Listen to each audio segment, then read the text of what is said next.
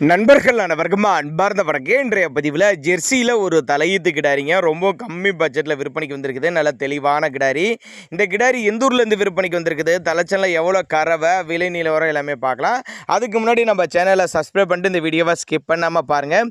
இதனுடைய பல்லை பொறுத்தவரையிலையும் 6 பல்லு தலைச்சங்கிடாரின்னு சொல்லியிருக்காங்க. 9 மாதம் சினியாக இருக்குது. இந்த கண்ணு போடுறதுக்கு 10 to 5 நாட்கள் டைம் எடுத்துக்கணும்னு சொல்லியிருக்காங்க. கறவை கெப்பாசிட்டி பார்த்தா 10 லிட்டர் கறவை சொல்லி கொடுக்கலாம். விற்பனை விலை 45,500 சொல்லியிருக்காங்க. அனுசரித்து பண்ணி கொடுத்தலாம் சொல்லியிருக்காங்க.